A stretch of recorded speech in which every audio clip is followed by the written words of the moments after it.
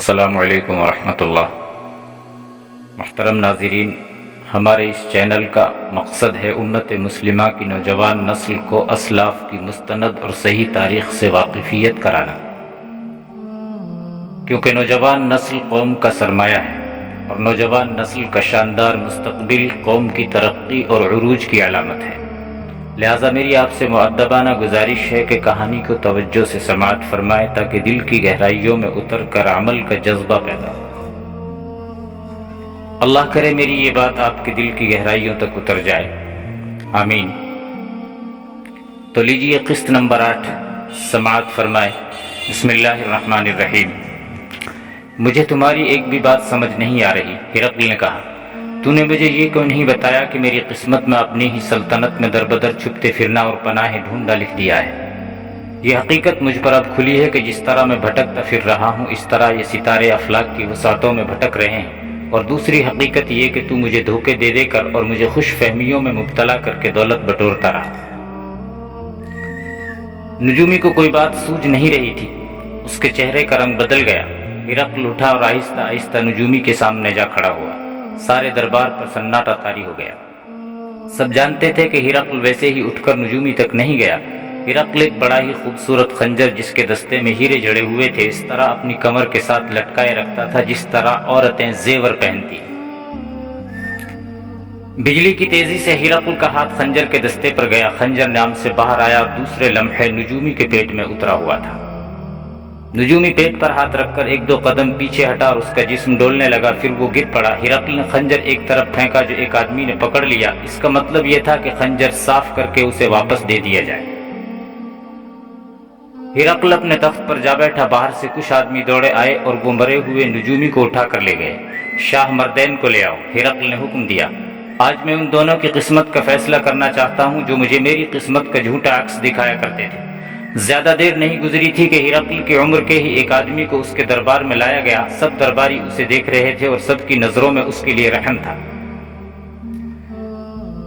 وہ یقیناً سوچ رہے تھے کہ اس شخص کو اگر بتایا جائے کہ اس کی زندگی 2-3 منٹ ہی رہ گئی ہے تو اس پر کیسی بے رحم کیفیت طاری ہو جائے گی۔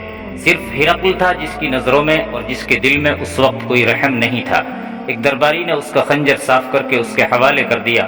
ہرقل نے خنجر نیام میں ڈال لیا۔ شاہ مردین نام کا یہ شخص جو اس کے سامنے کھڑا تھا شاہی جوتشی تھا۔ ہرقل ہر جنگ اور ہر پیش قدمی سے پہلے اس شخص سے زائچہ بنوایا کرتا تھا۔ اے میری قسمت کے زائچے بنانے والے، ہرقل نے شاہ مردین سے پوچھا، کیا تو بتا سکتا ہے تیری قسمت میں کیا لکھا ہے؟ وہی جو میں نے چاہا تھا، شاہ مردین نے جواب دیا۔ آج جب مجھے موت کی دہلیز پر کھڑا کر دیا گیا ہے تو میں مرنے سے پہلے سچ بولنا چاہتا ہوں۔ اے روم کے طاقتور بادشاہ، جب بھی تو نے مجھے زائچہ بنانے کے لیے کہا تو میں نے زائچے میں وہی کچھ لکھا جو تو چاہتا تھا۔ میں نے تجھے خوش فہمی میں مبتلا رکھا اور یہی مزدہ سناتا رہا کہ تو انسان نہیں دیوتا ہے اور تیرے سامنے کوئی نہیں ٹھہر سکتا۔ مطلب یہ کہ تو مجھے دھوکہ دیتا رہا اور انعام و اکرام وصول کرتا رہا۔ ہرقل نے کہا، تیرے زائچوں کے عوض تجھے شاہی رتبہ دیے رکھا اور تجھ پر دولت لٹاتا رہا۔ تو اسی دولت اور رتبے کی خاطر مجھے دھوکے دیتا رہا۔ دولت کی خاطر نہیں، شاہ مردین نے کہا، انتقام کی خاطر۔ میں نے تجھ سے انتقام لیا ہے، تجھے اس مقام تک پہنچا دیا ہے جہاں سے اب تو واپس ملک شام میں حکومت کرنے کے لیے نہیں جا سکتا۔ انتقام؟ ہرقل نے حیرت کے لہجے میں پوچھا۔ انتقام کیسا؟ میں نے تیرا کیا نقصان کیا تھا؟ ہاں، انتقام۔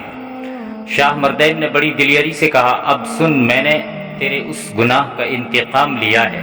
27-28 برس پہلے کا ایک دن یاد کر۔ تجھے وہ دن یاد نہیں آئے گا کیونکہ تیری اس شاہانہ زندگی کا ایک ایک دن ایسا ہی گزرا ہے۔ تو کچھ روز کچھ دور جنگل میں شکار کھیلنے گیا تھا۔ مصاحبوں اور ملازموں کا ایک ہجوم تیرے ساتھ تھا۔ میں اپنی چھوٹی اور نوجوان بہن کے ساتھ اس جنگل سے گزر رہا تھا۔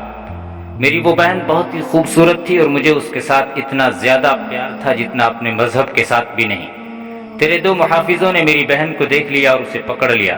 میں نے اسے بچانے کی کوشش کی تو انہوں نے مجھے مارا پیٹا اور کہا کہ بادشاہ ہرقل کے لیے اس قسم کی ایک خوبصورت لڑکی چاہیے۔ انہوں نے کہا کہ ہرقل 3-4 دن جنگل میں قیام کرے گا اور اسے اس لڑکی کی ضرورت ہے۔ وہ میری روتی چیختی بہن کو تیرے پاس لے گئے۔ میں تیرے پاس آنا چاہتا تھا لیکن مجھے کوئی آگے نہیں جانے دیتا تھا۔ میں وہیں رکا رہا۔ اور جب تو اپنے خیمے سے شکار کے لیے نکلا تو میں دوڑتا ہوا تیرے قدموں میں جا گرا اور اپنی پیاری بہن کے لیے بھیک مانگی۔ تو نے مجھے پاؤں سے بڑے زور سے ٹھوکر ماری اور کہا کہ اسے اٹھا کر دور پھینک دو۔ تیرے آدمیوں نے مجھے مار مار کر بہت دور جا چھوڑا، میں پھر بھی وہیں بیٹھا رہا۔ 3-4 دن وہیں بھوکے پیاسے گزار دیے، اور جب تو شکار سے واپس چلا گیا تو میں اس جگہ گیا جہاں تیرے خیمے لگے ہوئے تھے۔ وہاں میری بہن کی برہنہ ننگی لاش پڑی ہوئی تھی۔ میں جانتا تھا کہ تو نے اور تیرے ہمراہیوں نے میری بہن کے ساتھ کیا سلوک کیا ہے۔ میں نے اسی وقت عہد کر لیا تھا کہ ہرقل سے انتقام لوں گا۔ میرا باپ علم نجوم اور علم جوتش کی سوجھ بوجھ رکھتا تھا اور وہ لوگوں سے پیسے لے کر ذائچے بھی بناتا تھا۔ اس نے یہ فن مجھے بھی سکھا دیا، لیکن میں نے اس میں دلچسپی نہ لی، اور پھر میرا باپ اپنی بیٹی کا صدمہ دل میں لیے دنیا سے رخصت ہو گیا۔ میں ہر وقت اس سوچ میں گم رہنے لگا کہ تجھ سے انتقام کس طرح لوں۔ ایک طریقہ میرے دماغ میں آ گیا۔ لوگ میرے باپ کی کرامات کی وجہ سے مجھے بھی عزت کی نگاہوں سے دیکھتے تھے۔ میں نے اپنے متعلق مشہور کر دیا کہ میں باپ کی گدی پر بیٹھ گیا ہوں اور جوتش اور نجوم کا کام شروع کر دیا ہے۔ میں نے باپ والا علم تو نہ سیکھا، اس کی بجائے کچھ فریب کاریاں اور شعبدہ بازی سیکھ لی۔ میری شہرت پھیلتی گئی اور میں ضرورت محسوس نہیں کرتا کہ تجھے یہ بتاؤں کہ 7-8 برس بعد میں نے کس طرح تجھ تک رسائی حاصل کی اور تو نے مجھے اپنے محل میں رکھ لیا۔ میں نے انتقام لینا شروع کر دیا۔ ہرقل بڑا ہی ظالم اور درندہ صفت حکمران اور جرنیل تھا۔ درباریوں کو توقع یہی تھی کہ ابھی ہرقل اٹھے گا اور شاہ مردین کو اسی طرح پیٹ میں خنجر گھونپ کر قتل کر دے گا جس طرح اس نے نجومی کو قتل کیا تھا۔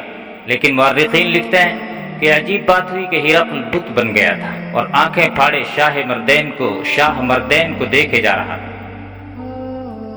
غالباً اس لیے کہ اس کے منہ پر کبھی کسی کو سچ بولنے کی جرت نہیں ہوئی تھی۔ اس حالت میں جبکہ وہ شکست کھا کر بھاگا پھر رہا تھا، اس کے اس دربار میں کنیزیں اور 2-3 شہزادیاں موجود تھی اور منظر وہی بنا ہوا تھا جو اس کے محل کے دربار میں بنا کرتا تھا۔ شہزادیاں اور کنیزیں بھی شاہ مردین کو حیرت اور دلچسپی سے دیکھ رہی تھی۔ اے ہرقل، شاہ مردین کہہ رہا تھا، اپنے آپ کو طاقت کا دیوتا سمجھنا چھوڑ دے اور یہ بھی دل سے نکال دے کہ رعایا کی بہنیں اور بیٹیاں تیری ملکیت ہیں اور سب تیرے حکم کے غلام ہیں۔ تجھے اپنے گناہوں کی سزا مل رہی ہے۔ میں نے تجھ سے اس طرح اپنی بہن کی بے عزتی اور موت کا انتقام لیا کہ بڑے ہی دلکش اور دل سماتی ذائچے تیار کر کے تجھے دکھاتا رہا، اور دوسرا کام یہ کیا کہ اس نجومی کو جسے تو نے ابھی قتل کیا ہے میں نے اپنے ساتھ ملا لیا، اور مجھے جو دولت تجھ سے ملتی تھی وہ میں آدھی اس نجومی کو دے دیتا تھا۔ اس کے عوض میں اس سے یہ کام کرواتا تھا کہ وہ تجھے کسی خطرے سے قبل از وقت خبردار نہ کرے، بلکہ ایسی پیشگوئیاں تیرے کان میں ڈالتا رہے کہ تو آگے ہی آگے خطرے کی طرف بڑھتا ہی چلا جائے اور تباہی کی کھائی میں جا گرے۔ آج اپنا انجام دیکھ لے۔ میں جانتا ہوں کہ آج کا دن میری زندگی کا آخری دن ہے۔ میں چاہتا ہوں کم از کم ایک صحیح اور سچی بات تیرے دماغ میں ڈال دوں، شاید اس سے تیرے دن پھر جائیں۔ بات دانشمندی کی ہے، اور وہ یہ ہے کہ ہر انسان کی قسمت اس کے اپنے ہاتھ میں ہوتی ہے۔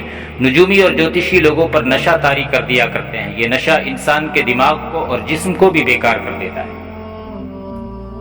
کامیاب وہ ہوتا ہے جس نے اپنے پیدا کرنے والے پر اور اپنے آپ پر اعتماد اور بھروسہ کیا۔ ذائچے اور پیش گوئیوں کے سہارے چلنے والے اسی انجام کو پہنچا کرتے ہیں جس انجام کو تو پہنچ گیا ہے۔ دیکھ لے، عرب کے بدو اور گڈریے ایک طاقت بن کر تجھے شکست پہ شکست دیے چلے جا رہے ہیں،